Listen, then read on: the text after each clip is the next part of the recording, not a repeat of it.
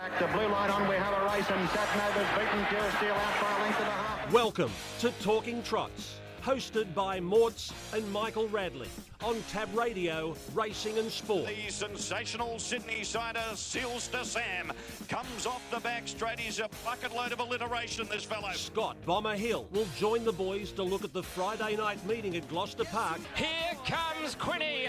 I'm the mighty Queen, is four deep and letting go. Sit back and enjoy Talking Trots with Morts and Michael Radley.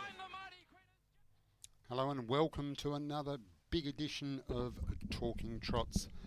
For another week, no Michael Radley this weekend. He's up in Newcastle, back with the family after what I would think was a very, very big night there at Tabcorp Park, Menangle, for the running of the Tab Eureka. And what a great result that was for Rob Watson of Soho Standard Breds. And not joined by Michael, but luckily I'm joined by the one of the best in the business, Ollie Cownie. Welcome to the show, Ollie. Hey, Morts. It's great to be on, and yeah, it was terrific racing there on Saturday at Menangle, and it was very good to see that winner owned by Rob Watson, who is such a big supporter of the across the country standardbreds, and he has quite a few with Kim Prentice, I know, in WA, and yeah, terrific to see him get the win there. And another terrific race on the card was the Len Smith Mile, won by the one of the rank outsiders in Sierra, and it's a great story there as well, where they purchased it for about 25 grand, and I think he's already made 250 grand since. So quite an amazing story there of a bit of an underdog. It's not a bad return on your money, but it certainly was great to see Rob Watson, as you said. Rob put so much into the harness racing industry, and he had our horse last year, Never Ending, race in the Soho Standardbred slot, and of course they drew the outside of the front, and this year I think they drew the outside of the front as well with Bay of Biscay, but was able to get to the fence, and yeah, once he got there, it looked as though it was going to be pretty hard to get past him. Yeah, certainly did. I think they ran home a pair of 26s, which certainly makes it pretty hard for anything to get into it from back in the race. They went with the tried and tested method of picking a 4-year-old, which has been a 4-year-old's won every year so far in the Eureka, and did again this year. And the margin wasn't huge, but never really looked like getting beat, did he? No, he didn't, and it was a good return for Rob. As we said, puts a lot into harness racing. Very passionate. Don't know if you follow him on Twitter, but he does come out with some beauties from time to time. But he's just very passionate, and he loves it. And congratulations, and it was a good win. But we also had a very big night of harness racing last Friday night here at Gloucester Park. Was the W night, and apart from the rain, which tried to ruin the evening, it was impossible because we had some great racing, and we saw some really nice horses win on Friday night. Oh, terrific horses. It was a really great night of racing, and obviously you personally had a fantastic night ownership-wise. Ideal Beach and Mighty Ronaldo, $1 million Ronnie, he was able to win again, and a really good win too, coming from back in the field. Yeah, look, on the turn, I didn't think he could get there. They'd gone hard fairly early, Louis Dior, and hotly pursued. There was a fair bit of speed early, which is what he needs, particularly when he dropped out like 15 metres behind the second last horse at one stage. But yeah, Junior got him into the race at the right time, but at the top of the turn I thought this is going to be tough. But he arrived on the line, and yeah, he's just incredible. He just keeps winning. But it was just a terrific night of racing, and you know, there was plenty of worthy winners, and our man Bomber had a very successful night, plus 12 units. So that was a big result. And yourself, Ollie, you didn't pick many, but what you picked was quality. You had a nice $8 winner with It Is Crunch Time, who was driven by one of tonight's guests. So we will talk about him a little bit later on. But great result for yourself, and big result for Bomber.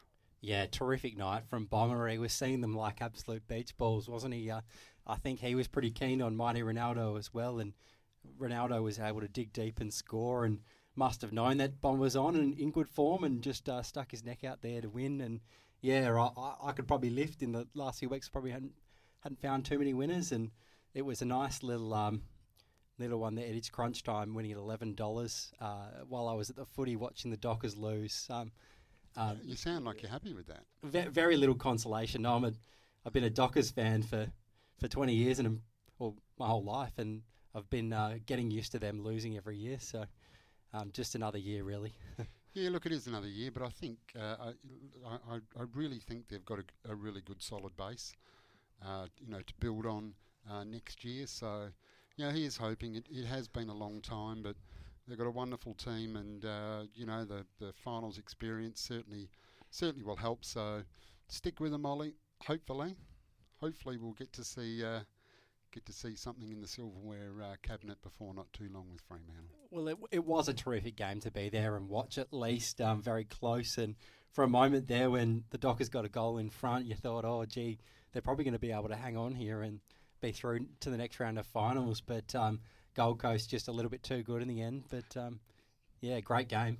And look, good luck to Gold Coast. One of the hardest road trips to come across to WA to a packed Optus Stadium, hostile crowd. I mean that in a nice way. Hostile in terms of volume of people, barracking against you. But they took it on, and I think they kind of looked like they played like they had nothing to lose. I mean, they'd made the finals, which was a big tick. I think start of the year was definitely got to make finals, and if we can win one, another tick. Well, they just looked like they played with a bit of freedom and just had nothing to lose.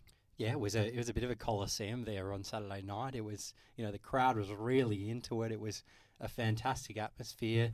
There probably were about 1,000 Gold Coast fans out of the 57,000 there. So for them to sort of lift themselves, plenty of energy, they played fantastic, and they deserved that win in the end, I think. And they're probably going to give Brisbane a bit of a fright this weekend, I reckon.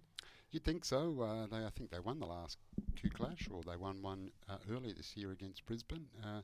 Finals experience may be what Brisbane have on their side, but they did lose a couple of key players last week, so should be an interesting game. But look, we're not here to talk about AFL, but it's always good to reminisce, particularly when you're talking about other teams, because I'm a Bombers supporter, and wasn't our greatest year, so we always look forward to next year. But as we said, was a big night, the W night last week at Gloucester Park.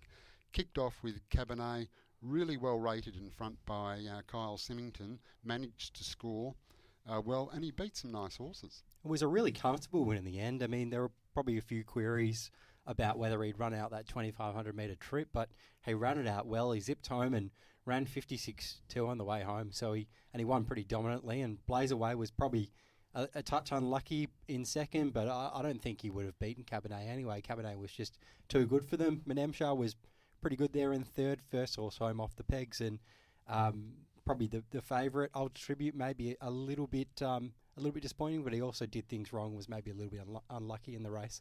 Yeah, and it's hard always.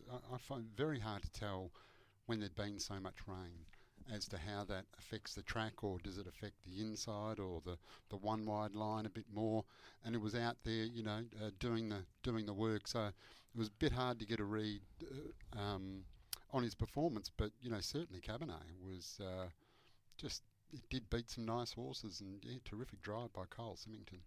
And in the second, Copycat Queen, she just took off at the Shockwave sign and just went straight past him. I think about 100 metres into the race, there was only one horse you really wanted to be on. They'd sort of gone quick enough, probably the first 200-300 metres to find their order, and Copycat Queen was just sitting back there doing no work, and she's just been awesome recently. She's come back a different horse this time in, and she looks to be one of the better mares in the state, and she probably just found a really good race there, and she was dominant. She won by 20 metres, which is quite incredible in a race of that quality, a Group 2 race. Certainly was, and great drive as always by Aidan DeCampo. Copycat Queen, she's just one of those mares, just found just in the groove and just keeps winning. And as we know, mares can do that. Sometimes they just find that purple patch of form and they can hold it for quite some time, and she's been amazing. Yeah, she has been, and Aiden's said in a couple of interviews that she used to get a little bit keen and racy in her races, but she's been settling beautifully recently, and it looks like she might be a horse that has a few more strings to her bow, and she might be able to lead in races going forward. She's settling so well, and she's shown so much speed in her races, and I think horses with speed tend to win more races, and she's got plenty of that. Oh, turn of foot is amazing. Now, talking about a turn of foot, Mighty Ronaldo looked 100 to 1 on the turn, but Junior did just enough to get him up on the line. Yeah, he was really good again, Mighty Ronaldo. He did look the class runner in the field, but as it turned out, he really had to be, given he was so far off them in the run, and there was a few horses up on speed that have probably not been too far off him in recent races, like Armour X Factor was outside the leader and had a very long way on Mighty Ronaldo at one stage, but he was just too good in the end. He probably got a decent cut up into the race and was just a touch too good for Cam's Boulder, who's another horse that's been going terrific this time in, and another win doesn't look too far away for him. Yeah, no, that is for sure, but a good win there to Mighty Ronaldo.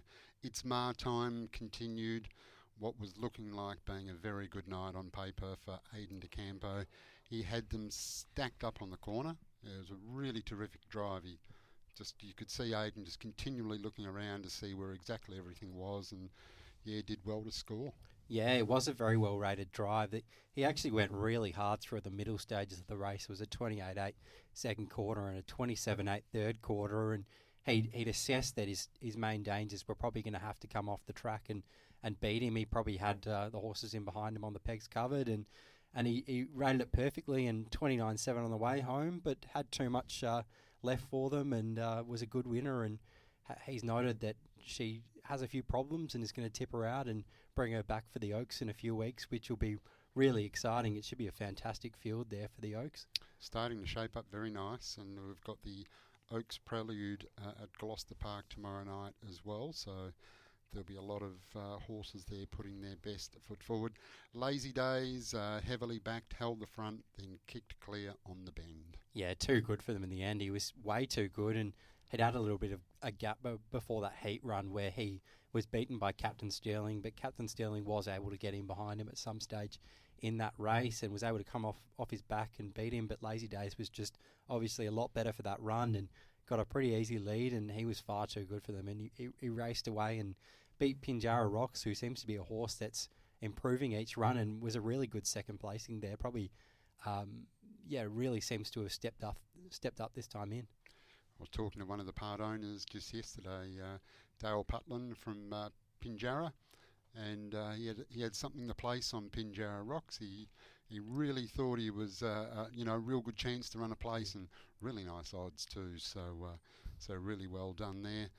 Race 6, we thought it was Wishing Bell's race to lose. She just, I'm Category 5, certainly put up a terrific effort, and they went to battle around the bend, but in the end she was just far too good. Yeah, I was pretty keen on the chances of I'm Category 5. I thought she'd be able to lead, and she's been really impressive since the start of her career, and she's been forced to do the work a few times and hasn't been beaten too far, but on the turn there, Wishing Bell was just still cruising outside the leader, and you thought, well, she's maybe just not good enough for a really, really smart filly in Wishing Bell, who's just shown this time in nothing can beat her at this stage.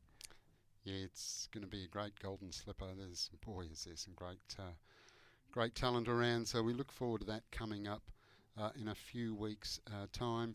In the 7th, Ideal Beach had to fight off a determined Better Move Maddie to score in the 2-year-old Westbred Colts and Geldings final. Yeah, he seems to be a real professional, Ideal Beach, doesn't he? He's just got great gate speed, which is a real asset, and he's got great speed just all round, and Junior was able to rate him perfectly out in front and just zipped away from his rivals. He'd obviously looked and seen that Better Move Matty was probably his biggest danger, and as soon as he pulled out, he went for home and made it really hard for Better Move Matty, who was a great run in second to only be beaten 4 metres, and American Machine there in seconds, even thirds, probably made a really big step forward as well in his career. And yeah, it looks to be a really exciting bunch of 2-year-old boys, and whoever draws best seems to go around favourite at the moment.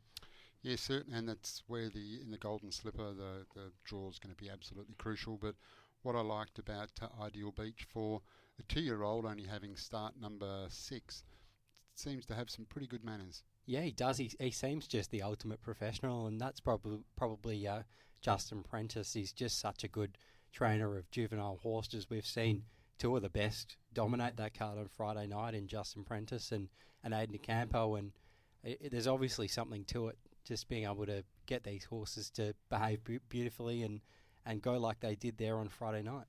Yeah, no, it was a terrific win. Always changing, a board-up win, number 1,000 for Kyle Harper. Got a nice card in with a lap to go, then sprinted hard and just got up in the line for a lazy $126 winner.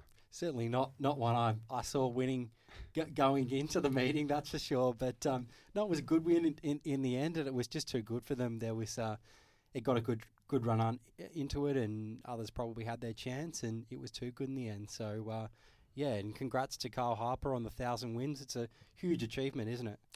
I was thinking about it later. That is a massive achievement. 1,000 race wins. It's it really is, and he's still got plenty of future in front of him. So 1,000 wins, a terrific effort by Carl Harper. So congratulations. Gentleman's Promise led all the way to score for Kevin Keys and Chris Lewis. Yeah, it was a dominant win. Looked like the winner turning for home and was just too good in the end. The runner-up, Someline, who sat without cover, was really game there in defeat. I thought lost no admirers, but in the end, the draw was the difference, and Gentleman's Promise was too good. Certainly was. Cordero settled last and then joined the three-wide train and was really well driven out by Denny down the straight to get up and win. Yeah, he was, and I think he'd been out of the winner's stall for 26 starts, and now he's got 2 in a row. So it's amazing what a win can do for a horse, just a little bit more confidence, and he's come back there on Friday night and run on too well and proved too good for probably a similar sort of race to what he beat the week before. So yeah, and we tend to underestimate the drive sometimes. I mean, Denny really had to drive him out and get the absolute best out of him, and got up right on the line. So terrific way to finish off W night. Aiden DeCampo had a training treble and a driving treble. Justin Prentice a training double. Gary Hall Jr. a driving double. Northern Friday night we had the dual meeting. Lang Inwood got a training double and AJ Markham got a driving treble. So in terrific form there. Saturday night at Bunbury, one of tonight's guests, Liam Elliott, got a driving double, so I'm sure he's going to tell us all about that when he comes on. Nothing at Pinjarra on Monday, and then Tuesday at Gloucester Park, Corey Peterson had a training double, Aiden DeCampo a training double, and Aiden DeCampo a driving double. So plenty of Aiden DeCampo throughout the week. A big week he's had, and just a terrific night's racing. Yeah, it was. It was a terrific week of racing. There was some really good racing from Friday through to Tuesday, and I'm really looking forward to the card tomorrow night. It looks some even races tomorrow and some good horses going around, so can't wait.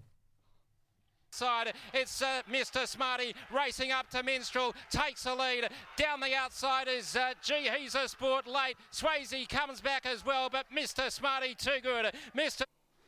Wow, what a star-studded field that was when you listen to the names going through with Minstrel and Swayze and He's a Sport. But Mr. Smarty was just exactly that, far too smart for him, and the driver is joining us tonight, and that is Gary Hall Jr.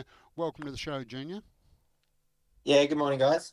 Or afternoon. How you going? It's afternoon. You've got the wrong show there, Junior. This is Talking Trots in the afternoon. Not the I've Gloucester done that Park before on the preview. show too. That's how bad I'm going. Not the Gloucester Park preview. How's things? Good?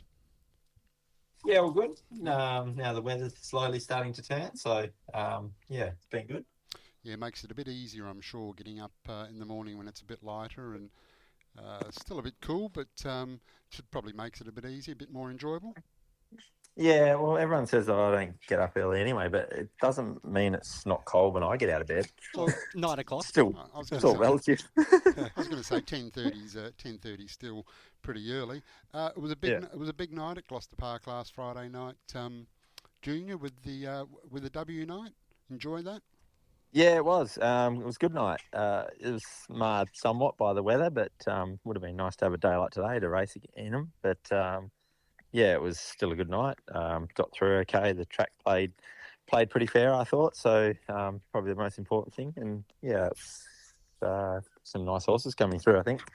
Yeah, certainly is. What price was Mighty Ronaldo on the turn? Oh, don't know. Ollie might know. He might have been watching the actual live market. But yeah, write your own ticket for mine. Definitely wouldn't have been I $1.90. I just thought when I pulled him out, he'd sort of make ground a little bit quicker than he did. So I probably made a little error pulling him out as late as I did. But yeah, he definitely let down pretty well when he straightened up. So that was pleasing. And certainly some good runs in the 2-year-old Colts and Geldings and the 2-year-old fillies. So looks like the Golden Slipper is going to be a cracking race. And of course, there's a few new additions around where you work as well. So looks like being a pretty exciting race. Yeah, it's good. It's there's a lot of new ones sort of coming out of the woodwork now, which you always expect. Our couple that are in tomorrow night both, I think, look definitely well above average. So yeah, it'll be interesting to see how DMAC lines up.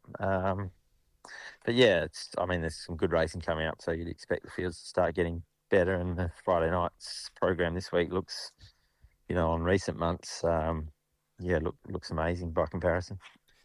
The first race tomorrow night, you have one that is first up for you, which is Final Collect, and it's a former Victorian. What do you think of its chances going into this race first up for you? He's good enough to win. He's probably forward enough to win with the right run, but he's still, he's obviously going to need the run. So he's quite a gross sort of horse. He hasn't trimmed up a great deal since I've sort of put the hammer down on him, and so whatever he does, I expect him to improve on. But he comes over with a pretty good resume, and I expect him to sort of win his fair share of races here. Does he have good gate speed, Junior?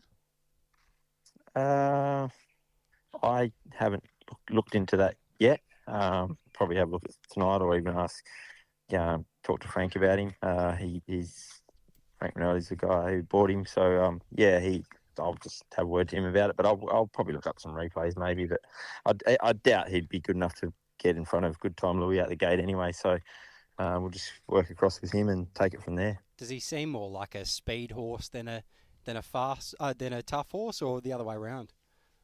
I'd probably say the other way around on his work. Yeah, if he's got a fast one sitting on him, they'll pull out and sort of make a good impression on him. But he always seems to fight on the line, like he's got a little bit left. So yeah, it's track work can be misleading though. There's a lot of horses that can sit on any speed at the track and peel off a pretty quick last quarter, and you take them to the trots and they don't seem to show that same amount of point to point speed. But yeah, he's, like I said, he's working pretty good. I'm pretty happy with the horse that we've got. Just not sure whether Friday's the race for him with the way the draw is.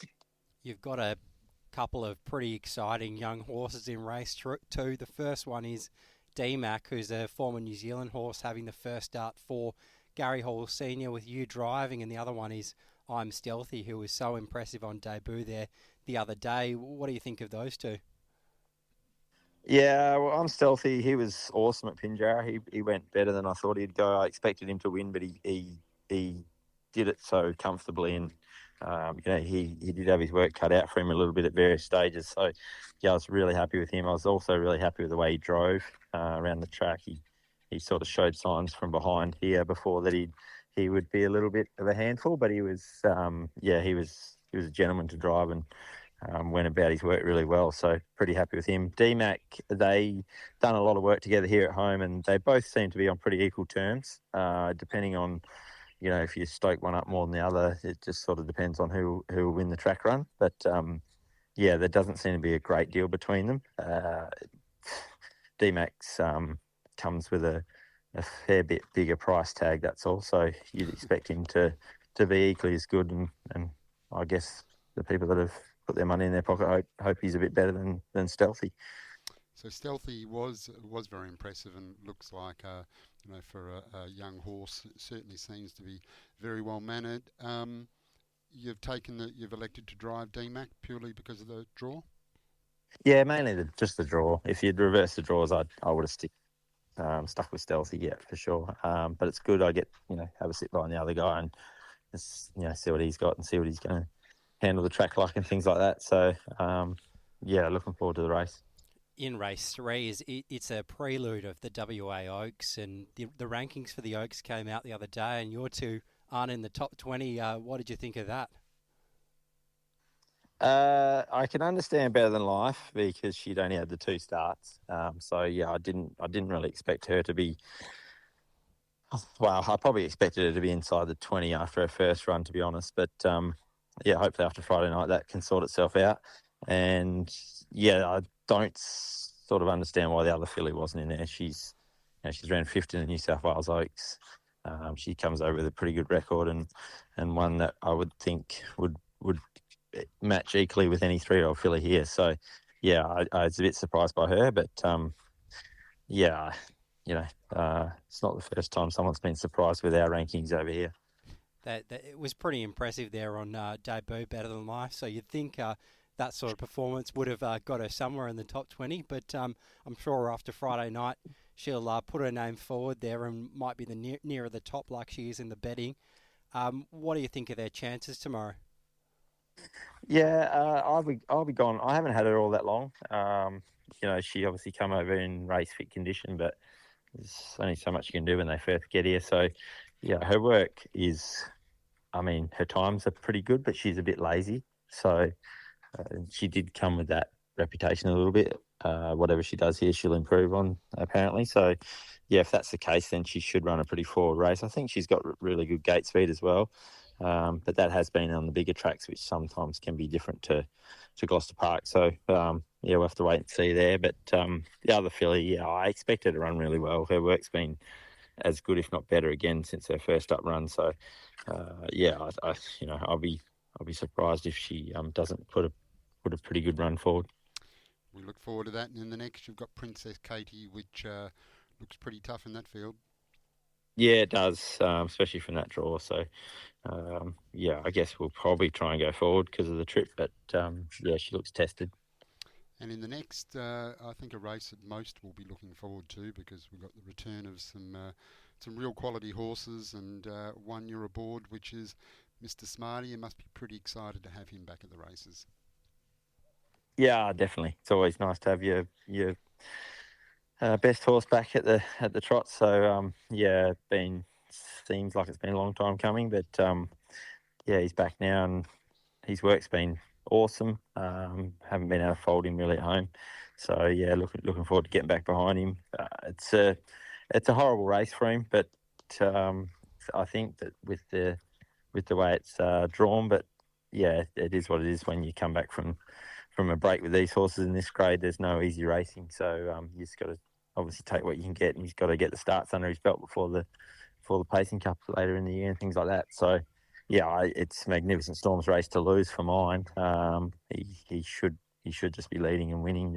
I don't think there's any question mark over whether he can lead or not. So that sort of becomes the race really, and you wouldn't expect Minstrel to be out there putting too much pressure on given his first up, even though that is his normal racing pattern. But it could be run, very similar to what you'd expect a trial to be run, I would imagine, which makes it pretty hard coming from sort of 2-3 lengths off him like Smarty's going to be.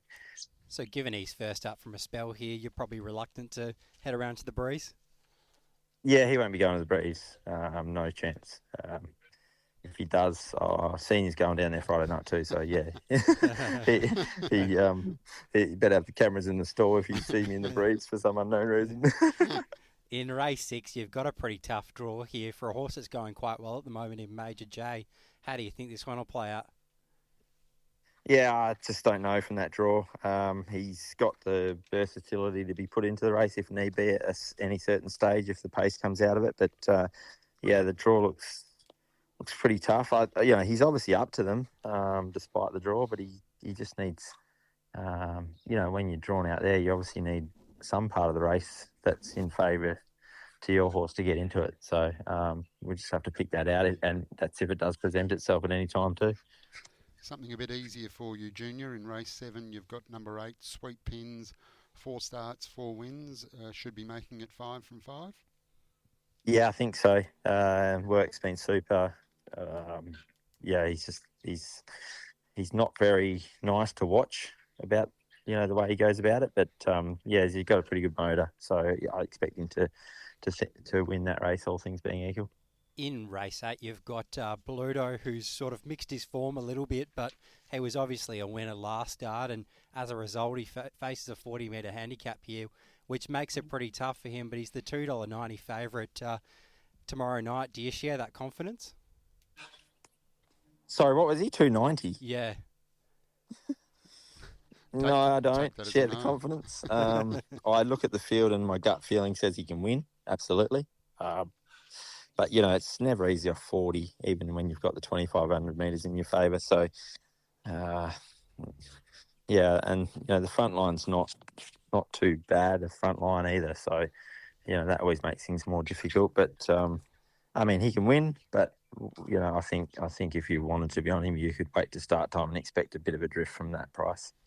Yeah, 40 certainly makes it very tricky. You got race 9 off, Junior. You can have a spell in between race 8 and 10, but race 10, Alta Tribute, drawn out there in barrier 7, Hale St Louis in the 1. What are you expecting from out there? I was somewhat disappointed with his last run. Obviously, he got in a bit of a bumping duel and ended up breaking gate, which is why he finished where he did. I'd just like to have known where he would have finished if he didn't go into a break, because I think if he had finished 3rd or 4th, I would have been reasonably happy with the run. But I expect him to sort of be a little bit more forward than what he was. He is a very big horse, though, and we were a little bit behind the 8 ball with getting him ready for that run. So I expect him to be better, but whether it's enough to make him a winner in this race, well, remains to be seen. But yeah, it's a handy little field. I don't really know how it's going to be run, but he's another one. He's pretty versatile, so we just have to drive him to the speed of the race, and I'm sure he can win the race, despite the drawing outside of all of his dangers. Yeah, certainly very handy field to finish off the night, that's for sure. Junior, apart from Sweet Pins, what's your best for the night? Obviously not Bluto. Obviously not who, sorry? Bluto. No. No, I couldn't tip anyone Bluto. Yeah, I don't know. Maybe the filly, Better Than Life, I'd say, maybe. Well, obviously either her or D-Mac. Yep. That'd be the two. But we've got a lot in that are worth following, I think, for the future. The 2-year-olds should do a good job, and the fillies as well. Faking It should run a pretty good race in that fillies Oaks Pro as well. I'd imagine that's a pretty nice draw for her, and should be hard to beat as well. All right, well, looks like being a big night at Gloucester Park tomorrow night. You've got plenty of runners in and plenty of quality runners in at that as well. So, Junior, as always, best of luck. Thank you very much for your time, and we'll see you out here tomorrow night. No worries. Thanks, guys. Appreciate it. Thanks, Junior. Here we go. Gary Hall Jr. got a big night out at Gloucester Park tomorrow night with some quality horses going round. A couple, getting ready for the slipper. A couple trying to stake a place in the Oaks, and then of course the heavyweight Mr. Smarty back as well. So should be an exciting night for the Hall camp. Only got one race off, so it'll be fairly busy there on Friday, and hopefully you can come away with a few winners. And generally, when guests do come on Talking Trots, they have a pretty good week. They certainly do. So let's hope that is the same for Gary Hall Jr. tomorrow night. Now, this segment, Ollie, is brought to you by Retrovision, your electrical appliance specialist. For all the electrical stuff you love, lowest price guarantee, and RAC members save an additional 5% every day at Retrovision. And right at the moment, big screen TVs just in time for the AFL Grand Finals and big big bonus gift cards to go with them. So get into your local Retrovision store today. And the cricket's just around the corner as well. So when it's really hot in summer, you can park yourself on the couch in the aircon and watch your big TV and watch the Australians clean up the English. Well, I hope you're right. Looks like it could be a very good series.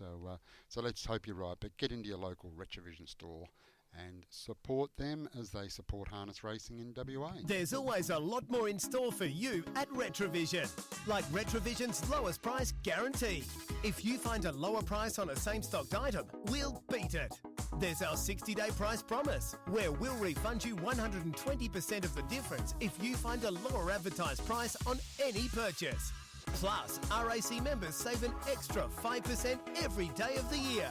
After 60 years, a lot has changed, but there's still a lot more in store at Retrovision. Down the outside now with a good run is Simply the Best, coming home well. American Monarch is trying to dive through in the centre. Watch Me Wave, Yankee Lincoln, they're coming from everywhere. Simply the Best, they hit the front from Luke Attack near the line, and Simply the Best has won from Luke Attack. There we go, Simply the Best. And it was simply the best drive, wasn't it? It was terrific steer. Let's not build him up too much. No, it certainly was a terrific drive, and gives me great pleasure to welcome to Talking Trots Liam Elliott. Welcome to the show. Yeah, good afternoon. I'm Morts and Ollie. How are you? Oh, we're terrific. How about you? A win last Tuesday, and at just 19 years of age, you've got 64 wins to date with a building a nice strike rate as well. So must be pretty happy with that. Yeah, it kind of is a bit of pinch of stuff when I think about it. I don't really have much time to reflect on it, but yeah, when you say it like that, it's kind of been a big achievement so far. So hopefully we can keep the ball rolling. And your debut, which was aboard American Voodoo at Northam, I think, and it didn't take you long before you drove your first winner. Yeah, it was at Calabaran. It was for Marianne, and she's probably been a good close family friend for a few years now. So it was pretty special. You didn't give a salute after the win, did you? No, I didn't. The win was for Pop at Narrogin a week later, maybe. I'm not too sure. Remember, but yeah, the win was for Pop, and it was a horse he had for not very long. He bought it for me to drive in trials. So the win was special, but unfortunately the horse died not long after the finish. So that was kind of a bummer on the night, but still pretty special to reflect on. Yeah, that's very unfortunate. It's never a nice thing, and after your first winner puts a little bit of a dampener on it, doesn't it? Yeah, it definitely did. But look, I probably wouldn't change it, even though I'd love to have had the horse here. But he did a job for me, and I'm so proud of what I've been able to achieve. Where did Fluffy come from? Apparently, Dad called me Fluffy when I was born, and it's been my nickname for 19 years. Right, and whereabouts were you born, Liam? Narrogin. Narrogin, okay. And tried your hand at carpentry when you first left school? Yeah. So I wasn't the greatest at school. I probably wasn't the most academically talented kid. So I actually got offered a job in the school car park by one of my mates' dads. And I tried my hand at carpentry. You prefer race driving? Yeah. It probably wasn't my great introduction to carpentry. We used to do all the Holmes West houses, so especially up in the wheat belt, which probably wasn't the greatest introduction to carpentry. Yeah, it would have been a bit tough. But you obviously your love for horses was a long time before that, because you went through the pony trots. You must have enjoyed that. That would have been good fun being out there in front of the crowd at Gloucester Park. Yeah, it was awesome fun, and I had good friends that used to do it, like Joey. He was there, and then the other Smelko boys, Daniel and Aaron. There's a few other drivers that have made their way through into the big time now. So it's pretty cool to grow up with them, and then they've moved on to race driving as well, like AJ and Darcy. So to be out there with them is pretty fun, like the old days. So hopefully we can keep it up, keep moving forward. And mum and dad and your grandparents involved in the sport, they must have been a good influence on you growing up to want to get into harness racing? Yeah, they always gave me every chance. Dad was a trainer early on, and as I got older, Mum started to train. And Mum was very good friends with a lot of people in racing, so I was able to get the opportunity to go work for Aiden on the school holidays. So from there, I kind of worked from Aiden and then went on to Dills, and Eldo used to help me as well, so I've been pretty lucky. you've certainly been skilled by some good ones along the way. Who's your biggest inspiration in harness racing? And don't say Ollie Cownie, please. You can say that, Liam. Yeah, well, it's tough, I suppose. You look at everyone that's helped me throughout the way. Aiden's a very, very good trainer and driver. I work for Ryan Bell now. He's a very good trainer. So there's kind of not one I can pinpoint. They're all kind of inspirations, and you look at what they do and you want to achieve just what they do. You want to drive the Group 1 winners like they do. So I suppose you look up to everyone, and hopefully one day you can mix it with them. Well, you certainly had some good milestones so far along the way. You managed to celebrate your 19th birthday, winning aboard What Are the Odds by a nose. Yeah, he's a very speedy horse, and we were able to use his speed that night. Most people probably don't have birthdays like that, I suppose, so I was pretty lucky. Yeah, very good, and that was your 19th birthday, and your first Metro win was on the 27th of June aboard Swaggerman for Ryan Bell, just by a head this time. So you like to keep Ryan on his toes when he's barracking for them. Yeah, I really do keep him on his toes, I suppose. But yeah, he's been a big support of mine, and so is Elliott. So I probably can't thank them enough for everything they've done for me over the last kind of 6 to 8 months. Yeah, that'll certainly get you a couple more drives. Don't worry about that. Favourite horse?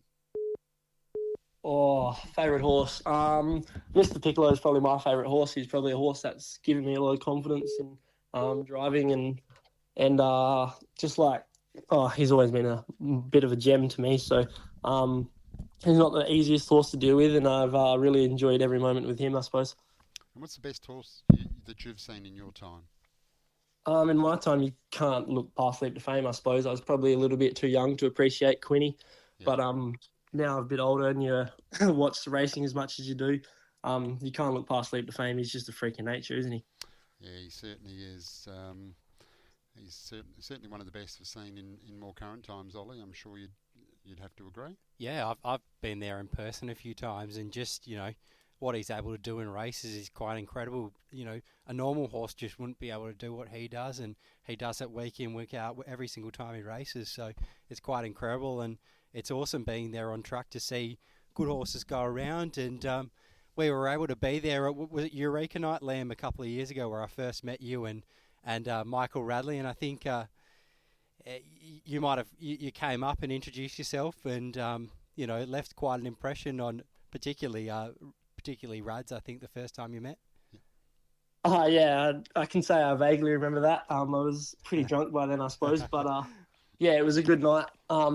And probably Rads and Morts weren't really people I'd ever really seen or met. I'd only kind of knew of them, and I suppose I had to try and take the step forward to meet them and introduce myself at the back of an angle, and it was something that it was pretty nerve-wracking, I suppose, but they had the good horses, and you kind of want to talk to them and rub shoulders with the best you can. No, look, it was certainly good to have a chat, just like it is to have a chat now. I want to ask you one question.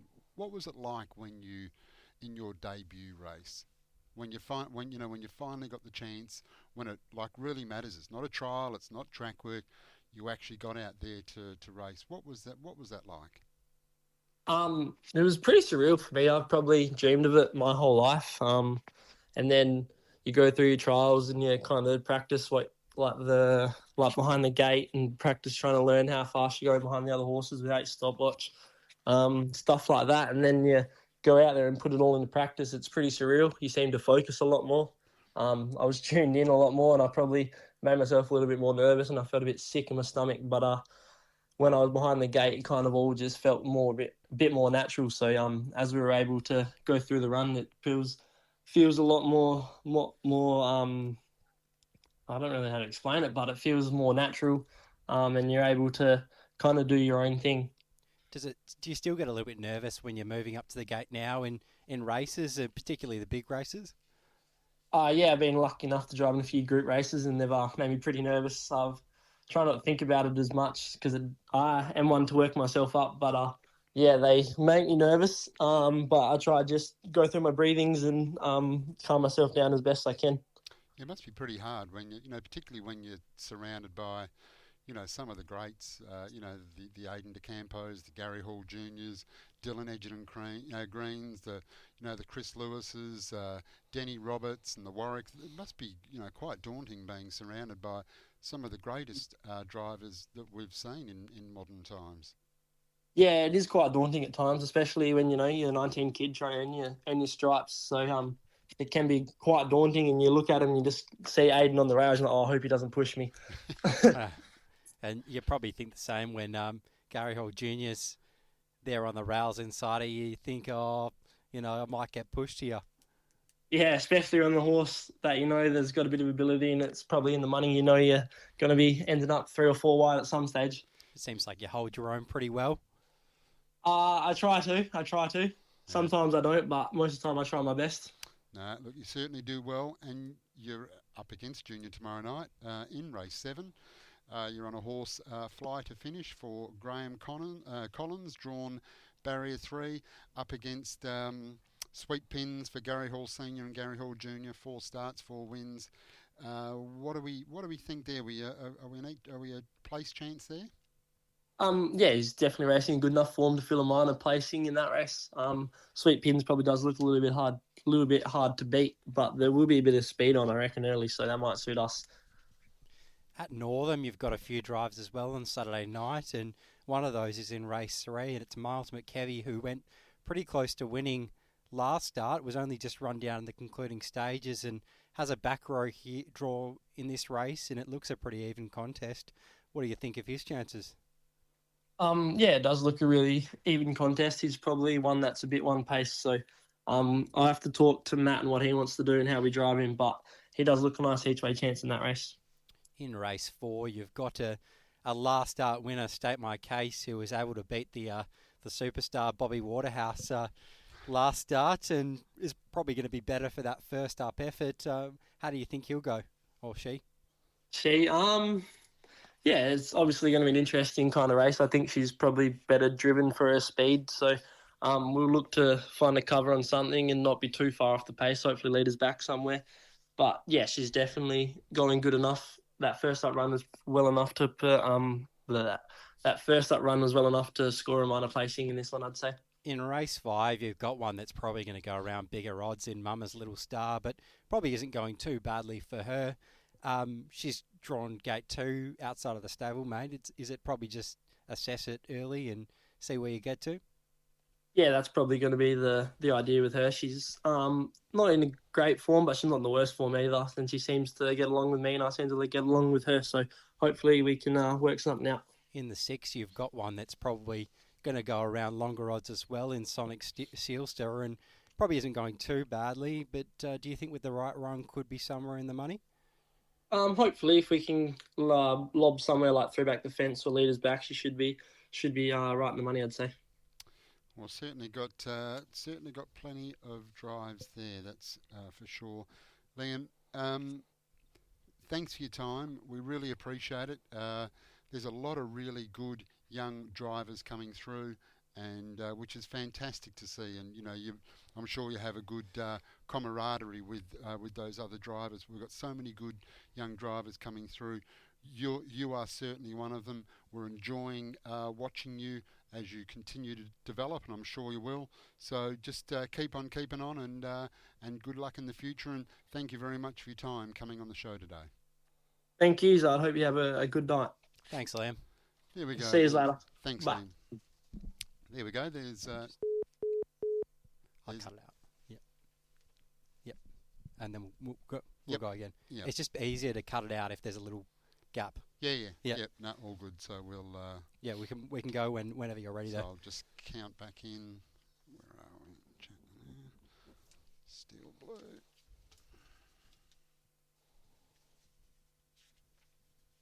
I find it's easier writing it all on a piece of paper than sort of going back through the fields and write a little comment and Yep. So I'll just count back in. So where did we just said goodbye to Lamb, and I'll just. And then we'll get Bomber on the phone after that. After the break. Yep. So I'll just throw it down. So I thanked Lamb. Didn't I? So I thanked him for his time. And then discuss other news as the next. So I'll just 3, 2, 1, and blah blah blah. No worries. Okay, whenever we are ready, 3, 2, 1. Interesting talk there with Liam Elliott. Terrific young guy, and doing really well in a very competitive part, because we've got so many good young concession drivers coming through. Yeah, for a while there, the junior drivers probably weren't getting a lot of drives, and that's not through a lack of quality. It was just how the system worked, and it probably wasn't as much of an advantage to put a junior driver on as it now is. And so you see a lot of races now where nearly the whole field has a junior driver on them. So Liam's done really well to drive so many winners to start his career, and he really seems like quite a competent driver. So I think, moving forward in the next few years, he's really going to be one that's able to step up to those senior ranks when he loses those claims. I think he's still going to get plenty of drives. Yeah, look, he's only 19, and we all know the importance of that education, and certainly being schooled by the likes of Aidan DeCampo, Dylan Edgerton Green, Colin Brown, been around for a long time, but just has been one of the best for so long, and then working now with Ryan Bell, so he's really getting some good grounding. Yeah, certainly is. I mean, they probably wouldn't be too many better teachers. Obviously, having worked at Aidan DeCampo's for a bit, who's produced Joseph Savalco, who's done amazing things as a junior driver in the last few months, and now working for Ryan Bell, where Kyle Symington seemed to have such a good grounding for his career, and he might be off to the US. So really everyone that's coming out of these great stables is going on to do bigger and better things, and he's another one, Liam Elliott, which I'm sure is going to be making leaps and bounds as he continues to progress through his career. It's all about opportunity, and when the opportunity presents, you've got to make the most of it. But getting the opportunity sometimes is half the battle. The dual meetings on a Friday night have been fantastic for a lot of the concession drivers, because they get a real opportunity. And so there's been some days where I've gone through the double here, and there's so many good concession drivers that have been getting doubles and trebles, and just that dual meeting's been so good for them. Yeah, it has. A lot of them have got great opportunities there. It probably at times the quality of those second meetings it isn't quite what it could be on a standalone day, but to offset that, you do get some really good opportunity for the junior drivers, and some horses that might not win in other races, they get their chance as well. So there are still plenty of positives to come out of it, and it's great to see so many junior drivers going so well at the moment. Yeah, and like we said, the dual meetings just gives them a chance to get a lot more drives, and the more drives they get into them, the better they'll become, I'm sure. So, no, it was a terrific chat with young Liam, and over the course of the next few months, we'll continue to chat with some of the younger drivers and just find out a bit about them, where they come from, and what makes them tick. What makes them tick. But what does make our show tick, Ollie, is our valued sponsors, and one in particular, here we are, Steel Blue Boots, Australia's leading supplier of work boots. Whatever your trade, we've got your boots. Built for comfort, made for work. They are a mark of true skill. Very good supporters of harness racing in WA, and my good friend Ross Fitzgerald, who is a part of Steel Blue, is owners in some very fast horses. So if you want to get into a fast horse, get into a horse with Ross. He's pretty lucky. He certainly knows quality in a shoe and also in a horse, doesn't he? He certainly does. So very, very good supporter of harness racing in WA. Steel Blue. Okay, we're going to go to the break now. We've spoken for long enough, and as we go to the break, we're going to go back to last Friday night when the Justin Prentice trained Ideal Beach won the 2-year-old Allwood Stud Westbred Colts and Geldings final for Gary Hall Jr. Ideal Beach, he had the ideal draw, the ideal driver, and he's the ideal horse. Ideal Beach races clear from Better Move Matty and wins by 4 metres, 2.5 metres away, third American Machine, and they... Talking Trots for Snooze, Cannington and Coburn.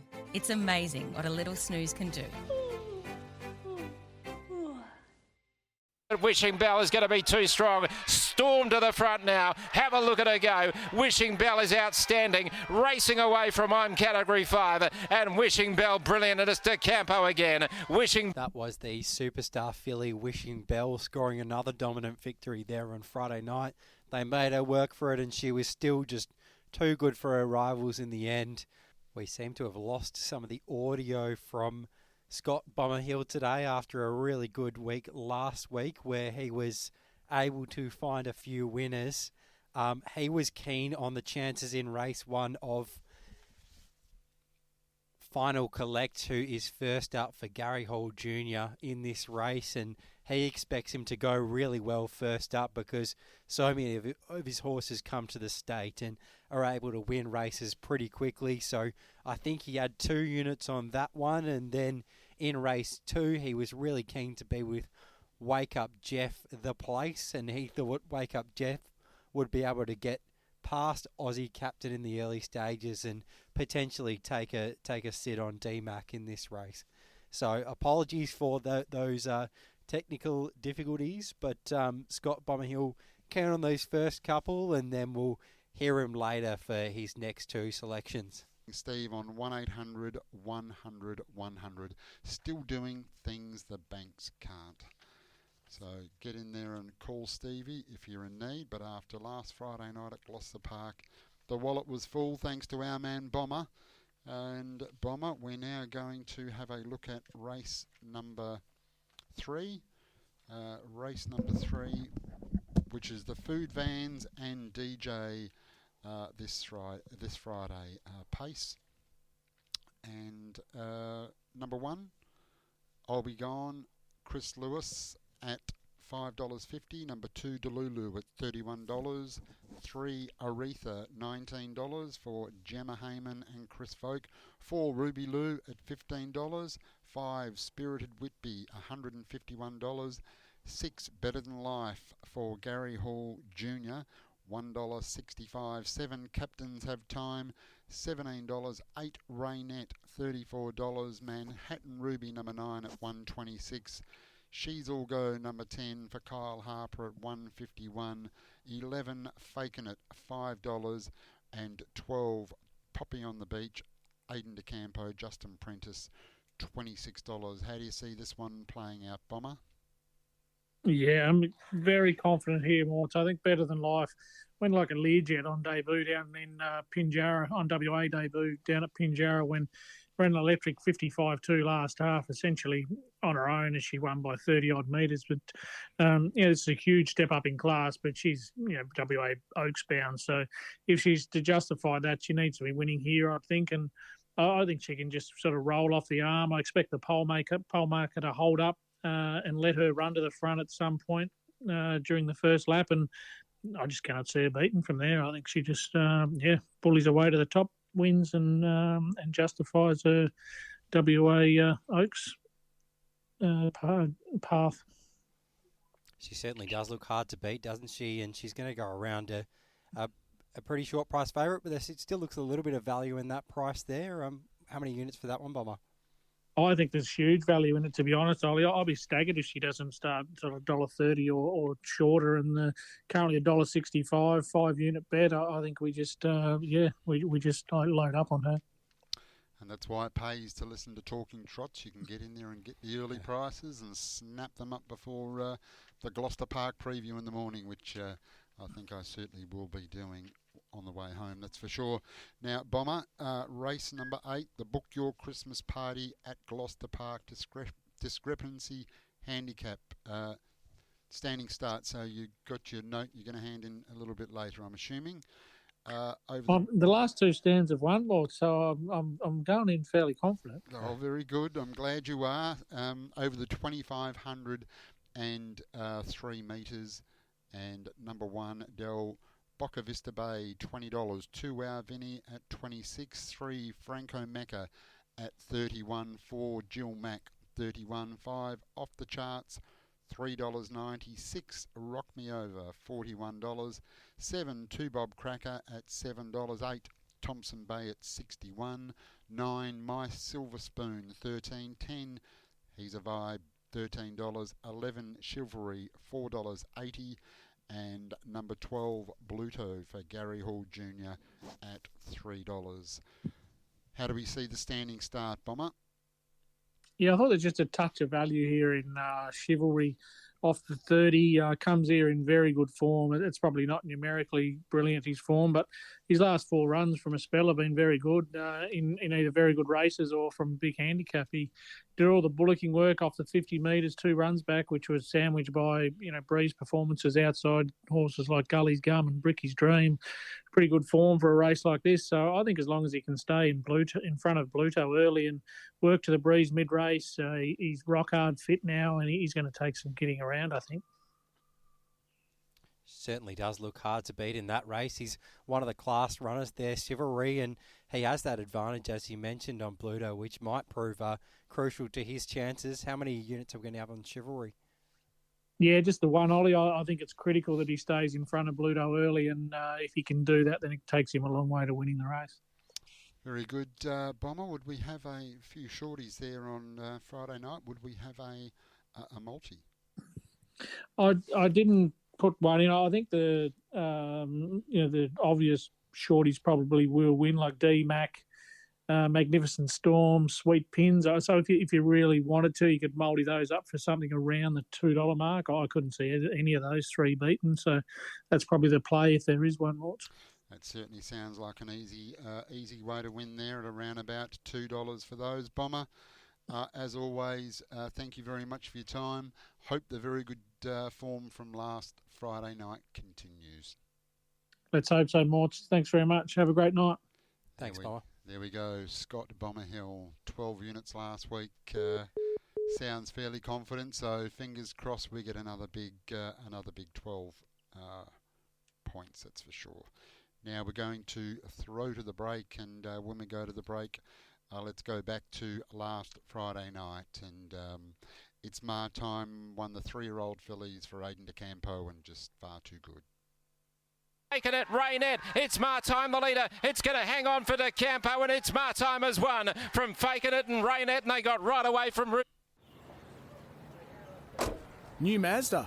Yep, I love it. We got it from Bayswater Mazda. I keep hearing great things about them. They're fantastic to deal with. Great people, great coffee too. At Bayswater Mazda, you'll always be well looked after. Visit the team today and find the best drive-away deals on new Mazdas and pre-owned vehicles. Driving is better with Bayswater Mazda. So's the coffee. Go and see Bayswater Mazda at the corner of Guildford and Garrett Road, Bayswater. DL 25174. Visiting car yards on your own, we can help and often save you money. For a stress-free way of buying and financing your next car, who do you see? Steve Sell at loans123.com.au or call 1800 100 100. Talking Trots with Morts and Michael Radley on Tab Radio, Racing and Sport. Odds always changing after Majestic Royale. Majestic Royale grabbed by Always Changing in the hot pink colours. Marianne. Yes, there we go. Always Changing for Kyle Harper. 1,000 wins in the hot pink at $126. You don't need to have much on at $126, Ollie. No, you don't. If you were able to find it, you've done incredibly well there to get something out of it. Someone was saying to me, it was, I think, closer to $200 on the exchange. So a massive price and a pretty good win in the end to run over the top and score. And Majestic Real, it's been going quite well as well in second. I think it was a last start winner prior to that race. So although it was a long price winner, it might not be the last win. And I'm sure Kyle Harper won't forget his 1,000th win being... it was on a roughly at $126. So terrific effort there by Kyle Harper. 1,000 wins, extremely hard to do. So plenty more in store, I'm sure, for Kyle Harper. This segment is brought to you by Bayswater Mazda, and driving is better with Bayswater Mazda, and I can contest to that because I've got a lovely Mazda 626. They're a beautifully appointed car. Lovely to drive, fuel economical. They're just a lovely little car. Corner of Garrett Road and Guildford Road in Bayswater. Get out and see the team at Bayswater Mazda. Great range, great service, and the best coffee in town. And just go and have a look at that new CX80 Zoom. That certainly is some driving machine. Talking about machines, Ollie Cownie. Haven't been a machine a few of the weeks recently. We've stripped out a couple of times, but we had a pretty good week last week. A good winner there at about $11, $10 or $11, and the other horse on Saturday at I think it was Bunbury was able to run a place in Hot Foot It for Liam Elliott. So they were both actually Liam Elliott driven horses, those couple of each way bets, and he was able to do the right thing by us. So we got him on today to speak about his career, and he was really good as well. So he was terrific, and because he's been on Talking Trots, he should probably get a treble on Saturday night. So, yeah, I'd say so. I don't think I've tipped anything he's driving, which is probably silly of me because whatever he's driving is probably going to beat what I've tipped. Now, just before we get into, and we're going to have a look at, we've got Northam on Saturday night. 7-event card kicking off at 6:18 p.m. But before we get into Northam, just for all those listeners out there, and there was plenty of them, Tab Radio Gloucester Park preview tomorrow morning, Denny Roberts on the show. So she got a wonderful book of drives, and if you're looking for, Junior's got a few shorties, and Denny's got some very good ones, so I'm sure she'll give a good insight, and hopefully we'll be able to get something out of that. So the TAB Radio Gloucester Park preview tomorrow morning with Denny Roberts, so don't miss that. So only one meeting this weekend, Ollie. Yeah, should hopefully make it a little bit easier for me to find us a couple of winners. Have had all the extra time to focus on Northam, and hopefully I have found us a winner there. The card kicks off at 6:18 on Saturday, and should be a really good card of racing there at Northam. And the first one I've got for us is in race 5, and I think this horse has really turned a corner, and last run was terrific from Jolted Charm. Swept into it out wide and was able to run a good third there, and I'm hoping this race can generate a bit of an early tempo. Meteoroid was a good winner last start. Matty Rocks might look to head forward.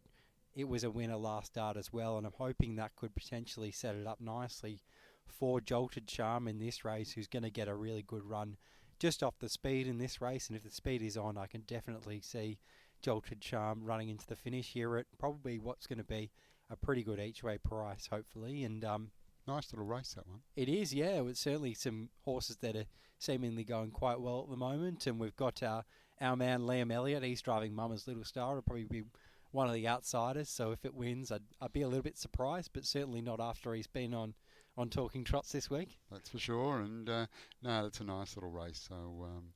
So race 5, horse number 8, Jolted Charm.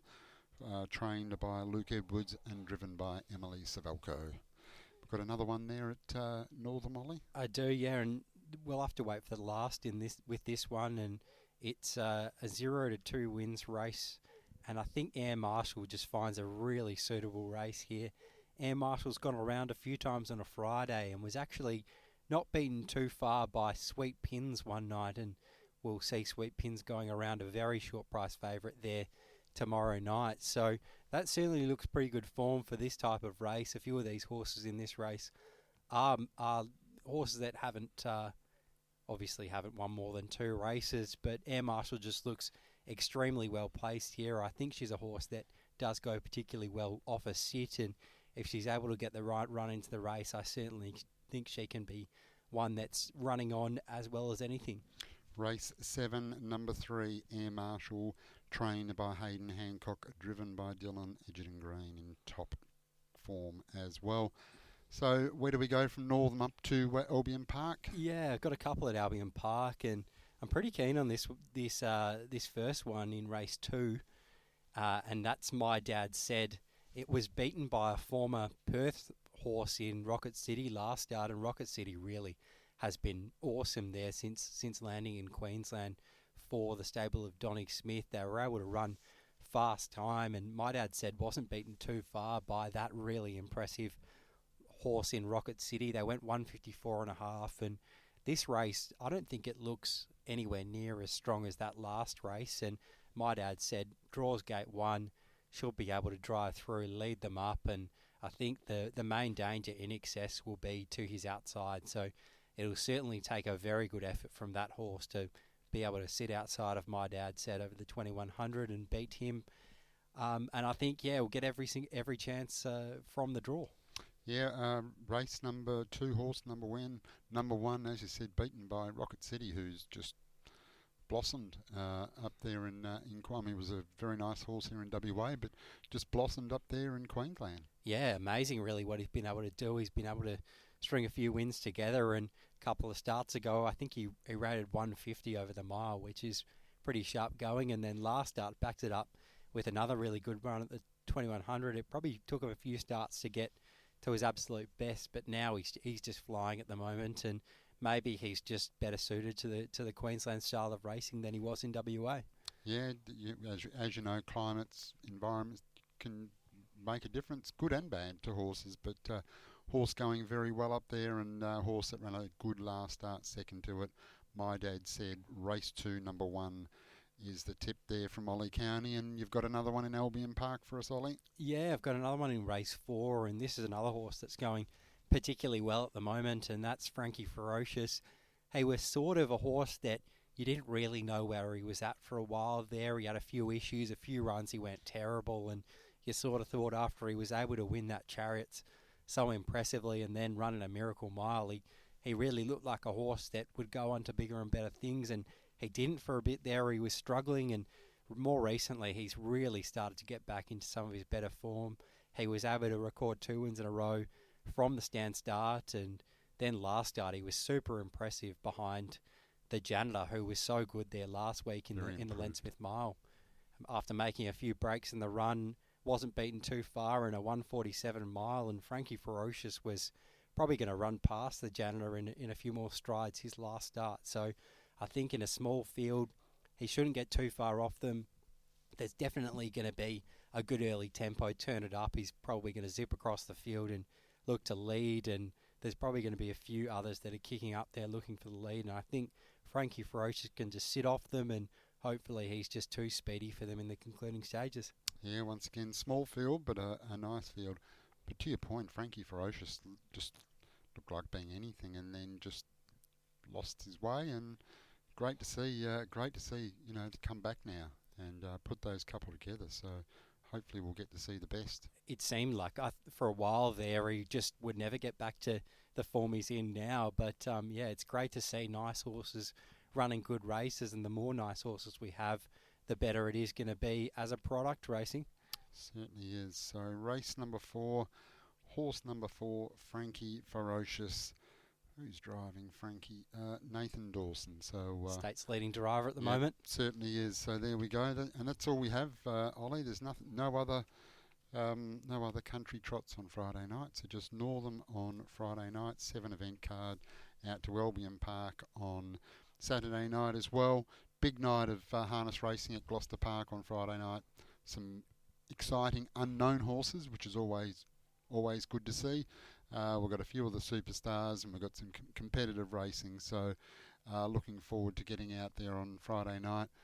Want to thank you very much for your time, Ollie, and last week as well. Yourself and Glen Moore did a terrific job. So really appreciate it, and good luck on the punt tomorrow night.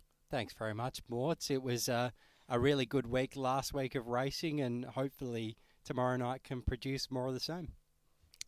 Here's hoping. Bomber up another 12 would be good, and just find us a few more of those $11 winners, Ollie, and they would be much appreciated. But look, until next week, thanks again for your time. Until next week, it's bye for now.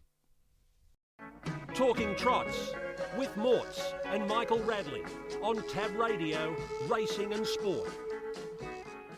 Chances are you're about to lose. For free and confidential support, visit gamblinghelpline.org.au.